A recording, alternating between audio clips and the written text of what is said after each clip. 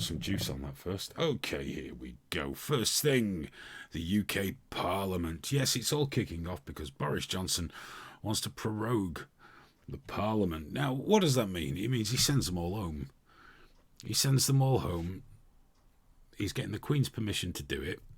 I don't think he needs a permission. It's like a rubber stamp. And he's going to send them home. Now, it happens quite regularly for a couple of days here, a couple of days there, before the Queen's speech, usually April, May time. But he's going to prorogue it for about 3 weeks. It's his plan, which is like 23 working days. Oh, look, there's the Queen. Yeah. Now, the plan, of course, seems to be that this will cut down dramatically on the time available for MPs to block Boris from going for a no-deal Brexit, which they say there's no mandate for, there's no will for, no one voted for it. Well, we will fucking come back to that shortly, by the way. But there's mass panic and hysteria.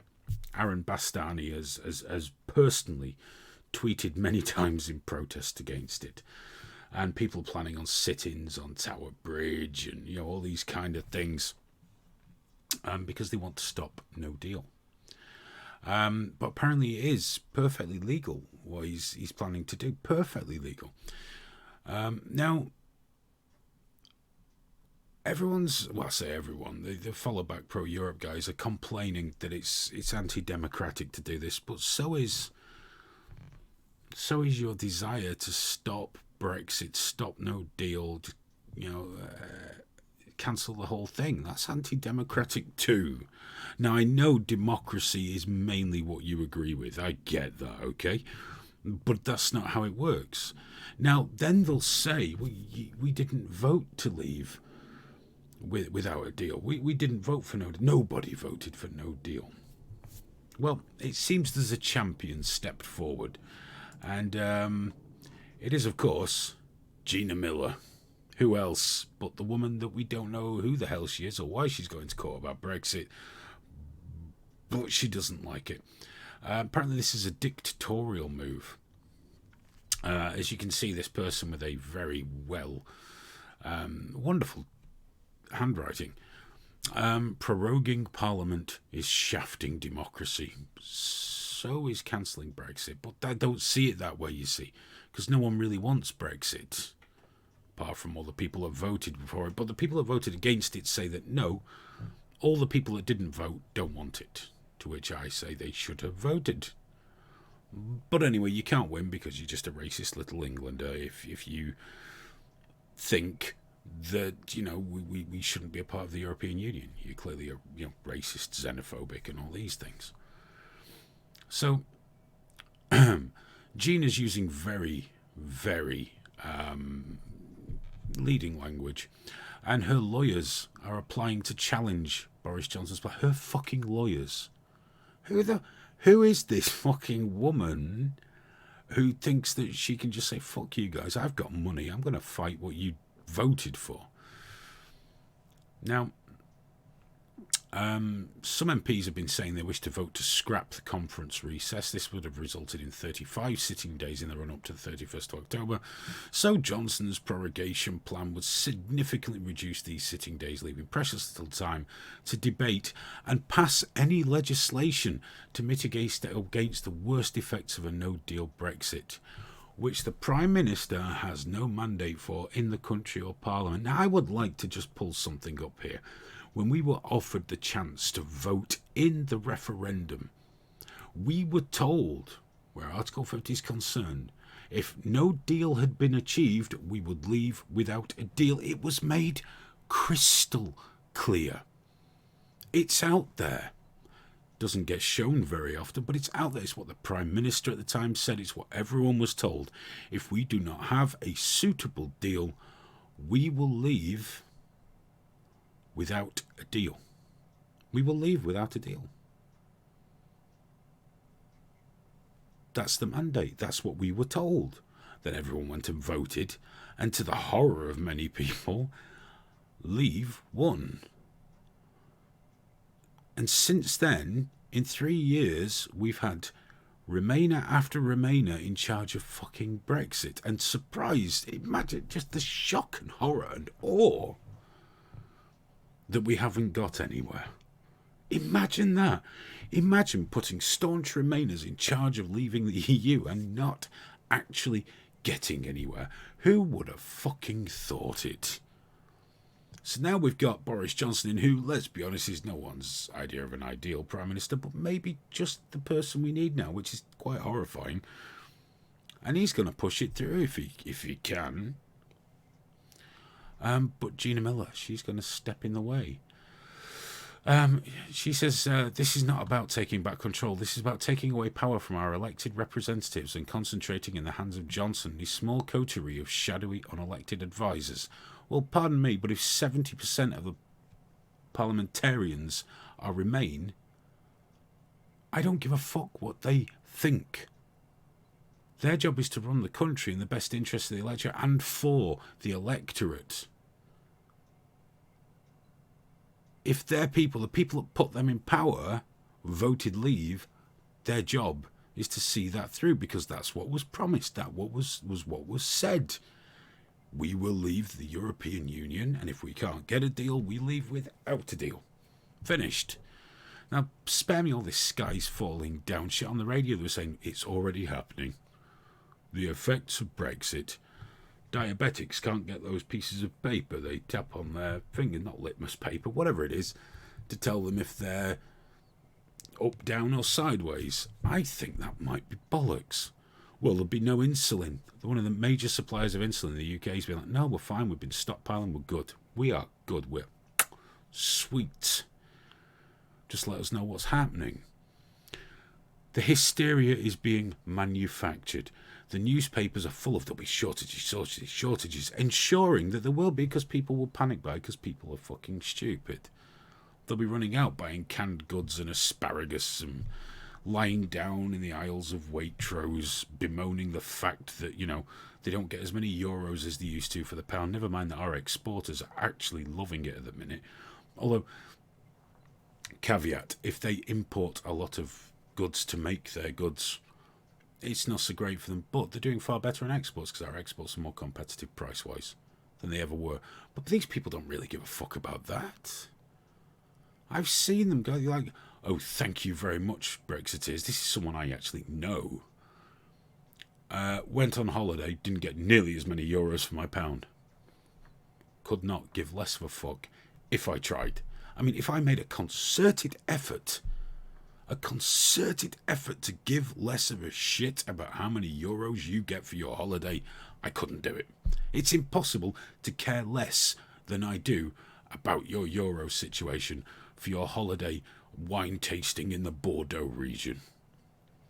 Couldn't give a shit. Really couldn't. Do you know why? Not my problem. Your problem. You want a foreign holiday, you pay for it. Yeah, I remember the glory days. You go to America, you get just over $2 for every pound and live like a fucking king. But you know what? It's finished. Good times don't last forever, guys. But look on the bright side. At least we can look forward to the potential breakup of the United Kingdom, mass starvation, plagues of locusts, hail that's fire, seas turning to blood, no insulin, so all the diabetics are getting the sugars. All these things, none of it's going to fucking happen, guys. You know what will happen? 1st November, everything will carry on like it normally does. The only really good thing, though, for me, about proroguing Parliament is Twitter. It's fucking beautiful right now. They are shitting the bed. They got behind the idea of Jeremy Corbyn as a caretaker Prime Minister. Wonderful. Now that's not going to happen. So they're getting behind just we will legislate against a no-deal Brexit, thus illegally taking her on the. Now it's now looking like it would be illegal to take that option away. There's a legal wrangle going on with some very senior justice ministers who are saying, well, actually, it would be illegal to remove that because that's what people were told would happen, and also removing that would remove any hope we have of any kind of reasonable deal. It's all very interesting. And watching people shit the bed on the internet about it's fantastic because they're getting ever more vicious, ever more poisonous on social media. All you've got to do is go, nah, I voted leave. Oh, well, they pounce, and it's beautiful. It's beautiful because they've got veins throbbing in their heads, not realising that, as I've just said, they're going to wake up 1st of November. And the only difference to their lives is next time they want to go and visit mainland Europe, which is many beautiful countries that are worth your visit, they will have to spend an extra £15 or £20 and an extra half hour applying for some sort of visa. Oh, my freedom of movement is now hindered by filling in a small form online. Oh, what a shame. What a pity. Try going to America. There's some shit to fill out there. Hey, hang on a minute. If we're doing all these deals with America, does that mean it'll be easier to get a visa to travel to the States?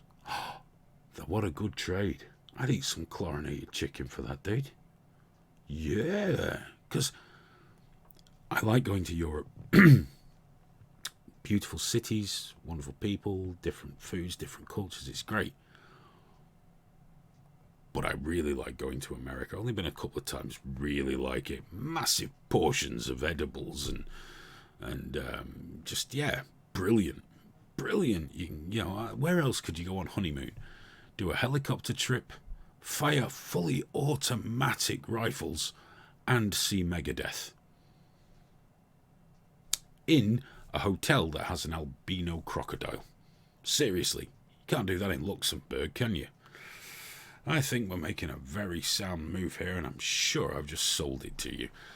Also, I'm not sure the border thing will happen in Ireland either. I think that's a crock of horse shit. I think we'll sort that out. It's just the EU insisting on it now. And just follow some of the EU bods on Twitter. They're getting ever more vicious and poisonous as well, whipping up FBPE people into a frenzy, which is most enjoyable. Young Graham. Yes. There we go. Now, you did, and this isn't not a piss-taking session. No, go on. You did vote Remain initially, didn't you? I did. Yeah. And it was the freedom of movement thing, which you obviously minimise greatly. But freedom of movement isn't just going skiing. It's the freedom to move money, and it's the freedom to work anywhere as well. That's and since you voted Remain based on that, yeah, no, I've changed. How many times have you exercised your freedom of movement, or the freedom to move money, or to work on continental Europe? You know, I'm not going to engage in far right arguments one way or the other, man. It's not about you haven't, have you? It was the idea.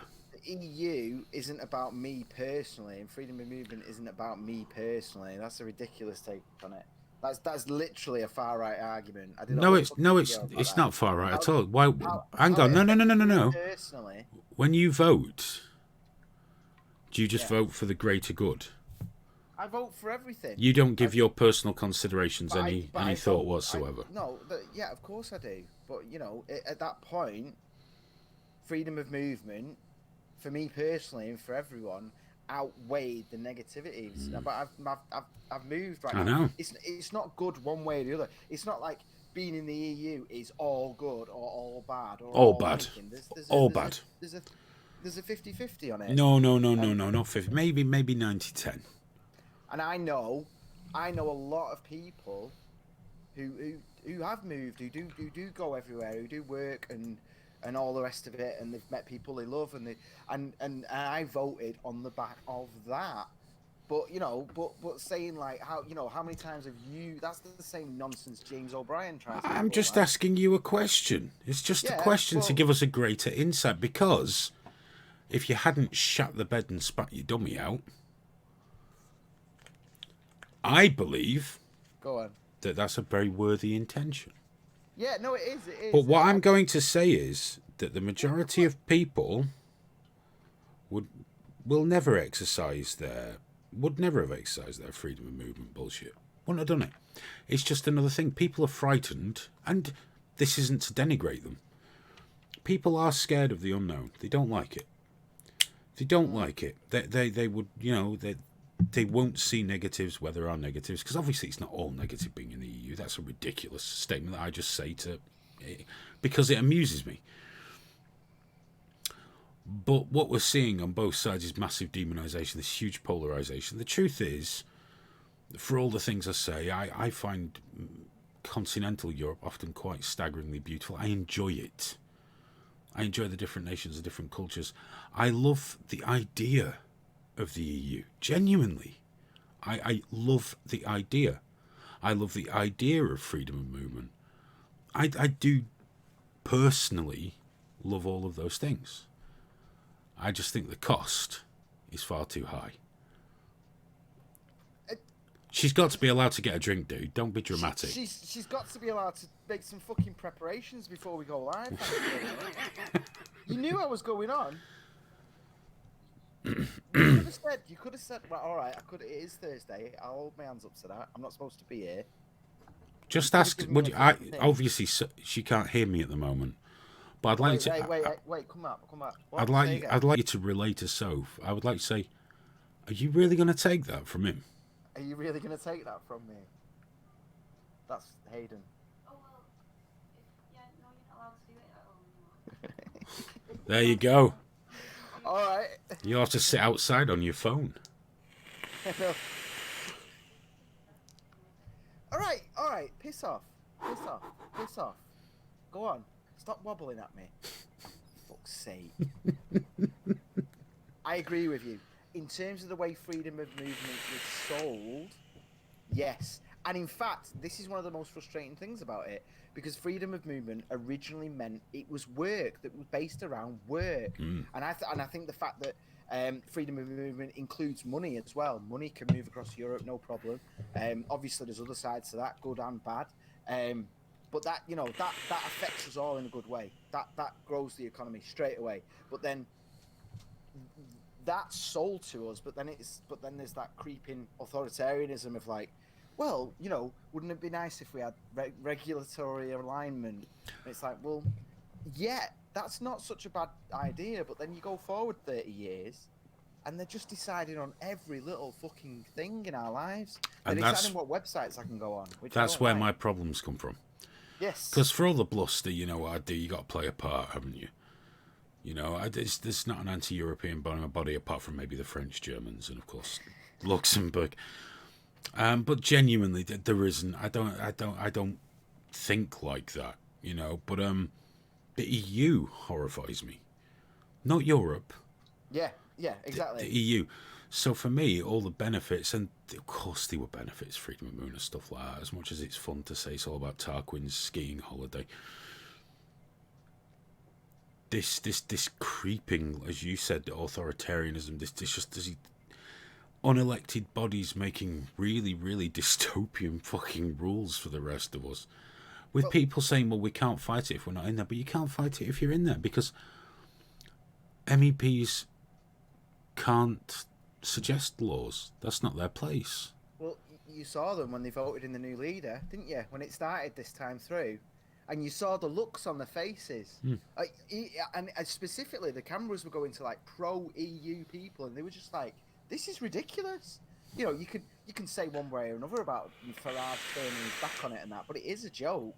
Like, to vote for a leader where there's only one option, because it's all been decided in the back room. And that's how everything's done in the EU.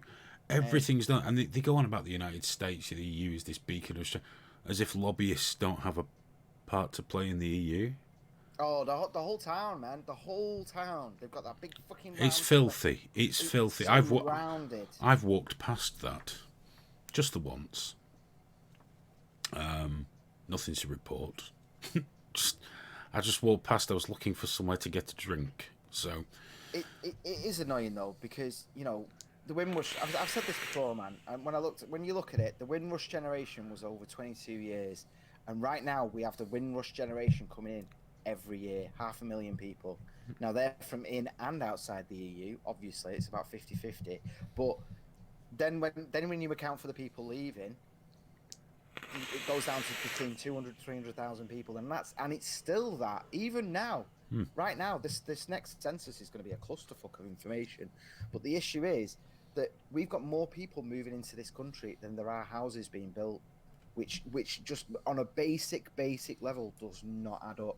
And I get that. I get that as an argument. And unfortunately, when immigration comes up in relation to it, immigration is a fucking good argument to get out of the EU.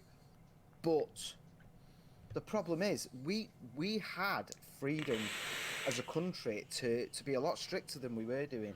There's a thing there where, you know, we are rebelling against the actions of primarily the Labour government and what they did. You know, the late 90s going. Do you through remember when 2000. just before Tony Blair left and he made a load of concessions to the EU? Just as he was leaving, just a big shit ton of them. Now, when Cameron went, and everyone goes, well, you already had concessions, why do you want more? And who are you to say what's enough for the UK? Who are these fucking people to tell us what's enough? Cameron went going, look, we've got a problem here. The people want out. Is there anything we can do? No, fuck your peasants. Fuck your peasants, you'll do as you're told. And they've made it clear from the EU what their goal is. They've made it patently clear. They've broadcast it. Yeah. You know, I don't want that in my future. I don't want that. Which is why I voted leave. Yeah, and that's fine. There's so many legitimate reasons, and like I mentioned James O'Brien before, I tried to listen to him today, and literally half an hour I had it on, and all he did the entire time was make an argument for how politicians lie. And I'm like, mate, really? What are you, 50? You're just realising this now? James O'Brien's a dreadful asshole. Fucking awful. The king of the straw men. But we are in an interesting situation though, because obviously it's 3 weeks, but there is the reality that they normally break for a few weeks anyway. They've only added like 4 to 6 days onto it, haven't they? Like from what they normally break at. Yeah, I think it's just how it works out, how little time they're going to have to try and destroy democracy. But it's so funny how, like, you know, the likes of Jacob Rees-Mogg are just saying, no, this is fine, this is all totally normal, when it obviously isn't. It's obviously a power play. Well, obviously, you can't trust a thing that man says anyway, any more than you can anyone else. He's a politician.